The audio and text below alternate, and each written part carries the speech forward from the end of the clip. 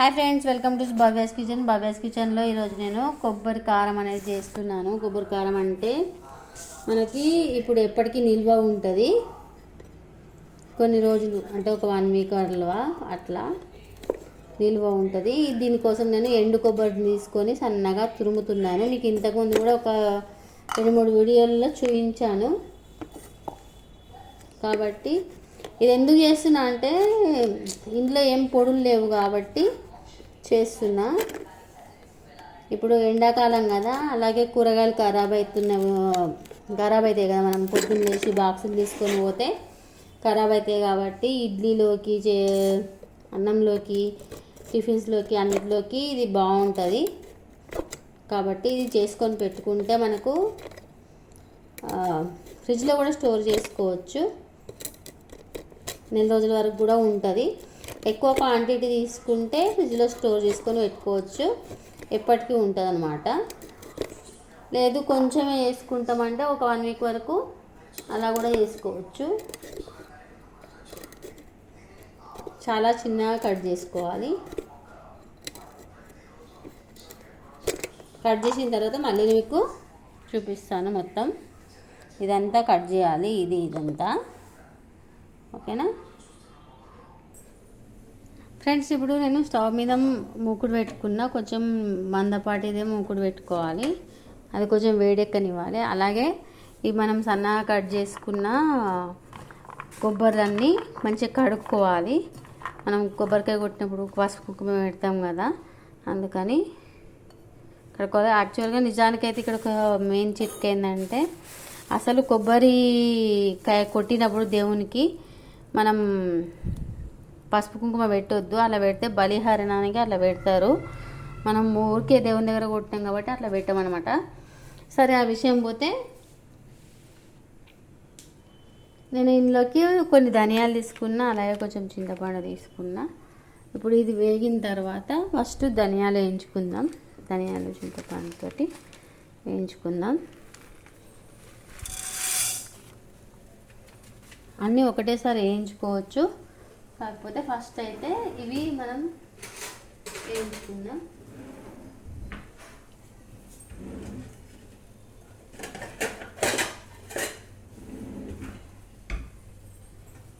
అన్నం అవుతుంది ఓ పక్కన.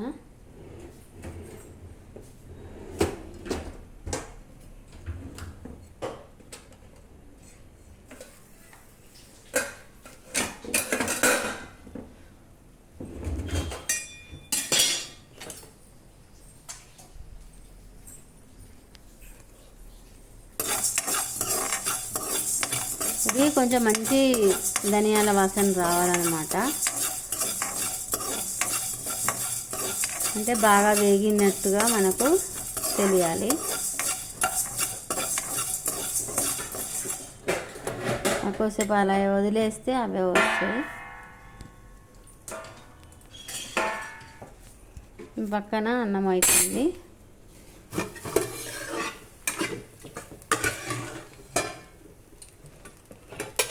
అన్నం అయిందా లేదా అని చూడడానికి ఇంతే.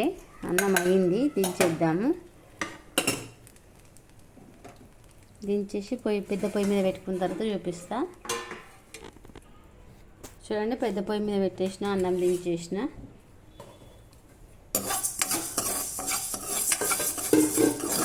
ఇవి చల్లారాలి కాబట్టి కొంచెం తొందరగా పెద్ద పొయ్యి మీద పెట్టుకొని తొందరగా చేసుకుంటే చల్లారుతాయి. చల్లడానికి కొంచెం సేపు ఫ్యాన్ కింద వేసి పెట్టుకోవచ్చు, ఓకేనా. మీరు ఇంకా ధనియాలు ఎక్కువ వేసుకోవాలంటే ఎక్కువ వేసుకోండి, కారాన్ని బట్టి ధనియాలు వేసుకోవచ్చు. ఇందులో మీరు మామూలు పొడి కారం వేసుకోవచ్చు, లేకపోతే మీకు ఎండుమిరపకాయలు అవన్నీ ఉంటే అవి కూడా వేసుకోవచ్చు, ఎండుమిర్చి కూడా.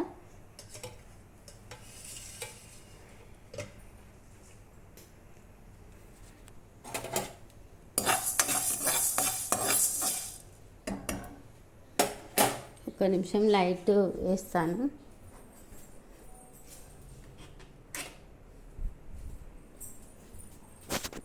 ఇప్పుడు బాగా అనిపిస్తుంది. ఇది కొంచెం మనకు చిటపటలాడాలన్నమాట. దీని తర్వాత నేను మామూలు ధనియాల పొడి కూడా చేస్తాను, అలాగే కొంచెం గరం మసాలా పొడి, అవన్నీ మనకు టైం ఉన్నప్పుడు ఇట్లా చేసి పెట్టుకుంటే వంటకి ఏమి ఇబ్బంది ఉండదు అన్నమాట.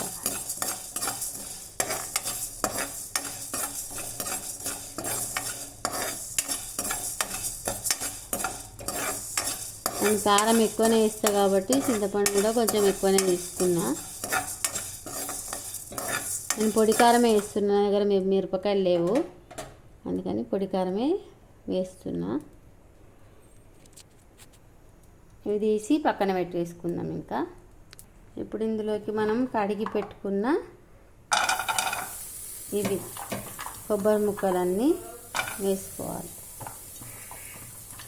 కొబ్బరి ముక్కలను వాటర్ అంతా పోయే వరకు మంచిగా మిక్సీ డ్రై చేసుకోవాలి, డ్రై అవ్వాలి.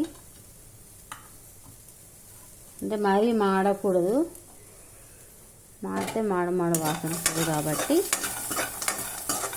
కొంచెం వేగాలి.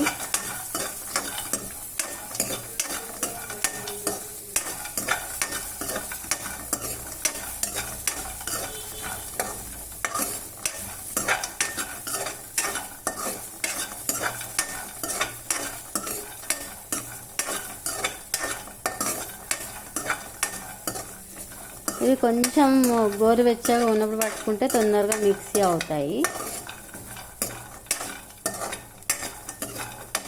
ఇలా వేపడం వల్ల ఏంటంటే పొడి పొడిగా వస్తుందన్నమాట. ఇది ఎండు కొబ్బరి. ఎండు మిరపకాయలు అయితే కొంచెం నూనెలో వేయించాలి, అప్పుడే మనకు కారం అనేది పడుతుంది. నేను ఇక్కడ పొడి కారం వేస్తున్నా కాబట్టి నేను అవేం వేయించట్లేదు. ఇలా కొంచెం కలర్ మారాలన్నమాట.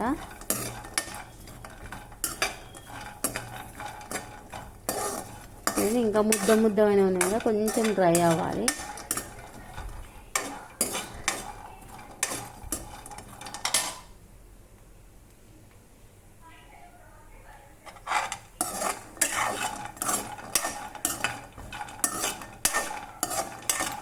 డ్రై అయిపోయిన తర్వాత ఇది ఆఫ్ చేసుకుందాం, ఎందుకంటే మనము నెక్స్ట్ ధనియాల పొడి చేయాలి కాబట్టి ఎక్కువ వేడి ఉండొద్దు. ఆపేస్తున్నా. ఇవి తీసేసిన తర్వాత మళ్ళీ చూపిస్తా. ఇప్పుడు మనం కొంచెం గరం మసాలా పొడి వేసుకుందాం. ఇందులో నేను యాలకులు, లవంగాలు, సాజీరా, మిరియాలు వేసాను. వేసి జస్ట్ కొంచెం ఇట్లా ఫ్రైలాగా చేసుకుందాం.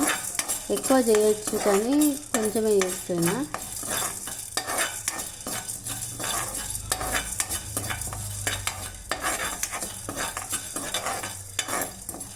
ఇందులో ఇంకా మనము అవి కూడా వాడచ్చు, ఏంటి గసగసాలు కూడా వాడచ్చు అనమాట.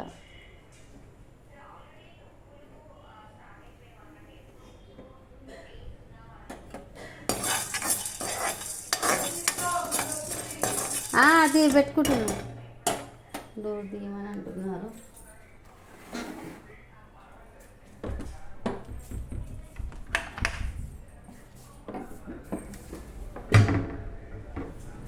చూడండి మా బాల్కనీ.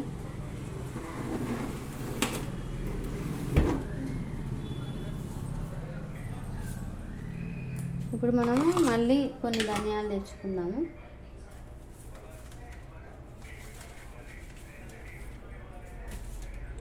ఇవి తీసేసుకోవాలి కదా, ఇవి తీసేసుకున్నాక ఓకే ఫ్రెండ్స్, గరం మసాలా పొడికి నేను ఇంతకుముందు ఇందులో ఏమంటారు మిరియాలు, లవంగాలు, సాజీరా, యాలకులు వేసాను. తర్వాత ఇప్పుడు పువ్వు, చెక్క, ఏమంటారు ఇంకా మొగ్గ, ఇవన్నీ వేసి కొన్ని ఏమంటారు గసగసాలు కూడా వేసి వేయిస్తున్నాను. ఇది మనము ఎందులోకైనా వాడుకోవచ్చు, ఏ కూరలోకైనా. ఆలు మసాలా, క్యాప్సికమ్ మసాలా అట్లాంటి వాటికి వేసుకుంటే మనకు అదైతే మనకు చిన్న ప్యాకెట్ ఉంటుంది కదా గసగసాలు, అది వేసాను. అది వేసి ఈ దాల్చిన చెక్క, పువ్వు, లవంగ మొగ్గ ఇవన్నీ పొడి చేసుకొని పెట్టుకుంటే మనము ఏ కూరలో వేసుకున్నా కూడా చిక్కదనం అనేది వస్తుంది, అలాగే స్పైసీగా కూడా ఉంటుంది. అలాగే ఏమంటారు కసూరి మేతి కూడా వేసాను, ఈ పువ్వు కూడా వేసాను, ఇంకా కర్ర కూడా వేసాను. ఇది కొంచెం రోస్ట్ అయిన తర్వాత తీసేసి మళ్ళీ మనము, నాకు ఇంతకుముందు ఇవి దొరకలేదు, ఇప్పుడు దొరికాయి కాబట్టి మళ్ళీ అన్నీ తీసి మళ్ళీ ఒకసారి చూపిస్తున్నాను అనమాట. ఒక 2 మినిట్స్ తర్వాత తీసి పేపర్ పైన వేసుకుందాం. ఎందుకంటే పేపర్ పైన వేసుకుంటే తొందరగా ఆరిపోతాయి. ఇది ఎక్కువ తొందరగానే చిట్లిపోతుంది. ఏమంటే గసగసాలు తొందరగానే నల్లగా అవుతాయి కాబట్టి అవి చిట్లకుండా నల్లగా కాకుండా కదుపుతూ ఉండాలి. మనకు తెలిసిపోతుంది అవి. ఇలా టైం ఉన్నప్పుడు చేసి పెట్టుకుంటే మనము ఎక్కువ కష్టపడాల్సిన అవసరం ఉండదు. అలాగే పల్లీల పొడి కూడా, కొందరు పల్లి పొడి కూడా వాడతారు కదా, పల్లీలు అంటే చిక్కదనం కోసం, కారం ఎక్కువ తినని వాళ్ళు అప్పుడు కూడా ఇది చేసుకోవచ్చు.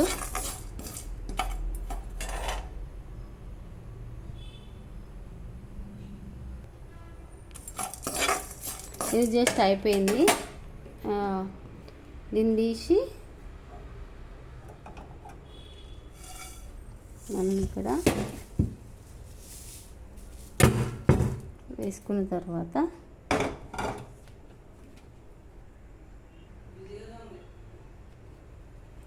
ఇప్పుడు మనం ధనియాల పొడి కోసం, మామూలు ధనియాల పొడి, కూరల్లో వేసుకునే ధనియాల పొడి కోసం ధనియాలు అన్నమాట. ఇంతకుముందు చేసిందేమో మనం కొబ్బరి కారంలో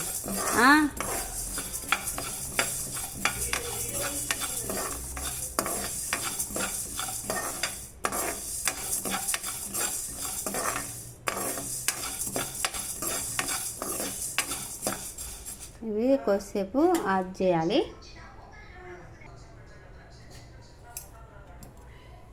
ఇది కొంచెం హై ఫ్లేమ్లో పెట్టేసుకొని మనం కొంచెం కలర్ వచ్చిన తర్వాత, ఆల్రెడీ మూకుడు వేడే ఉంది కాబట్టి మనం జస్ట్ కొంచెం చిటపడలాడాలి. అంటే ఇవన్నీ అయిన తర్వాత మిక్సీలో వేసుకొని, చల్లారిన తర్వాత మిక్సీలో వేసుకొని పట్టడమే.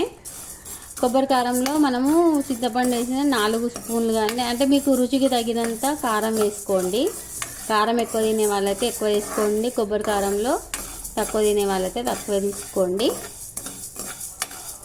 కారం ఎక్కువ వద్దు అనుకునే వాళ్ళు ఒక 3 స్పూన్లు వేసుకుంటే సరిపోతుంది. ఎందుకంటే మనకు చింతపండు ఉంటుంది కాబట్టి. కారం ఎక్కువ తింటామనుకున్న వాళ్ళు ఒక 5-6 స్పూన్లు వేసుకున్నా కూడా పర్లేదు. నేనైతే 5-6 స్పూన్లు ఎక్కువనే వేస్తాను, ఎందుకంటే మేము కారం ఎక్కువనే తింటాం. కొబ్బరి కారం అంటేనే కారం కదా, కారంగా బాగుంటుంది అన్నమాట. ఓకేనా, ఇది కూడా వేగిపోయినట్టే.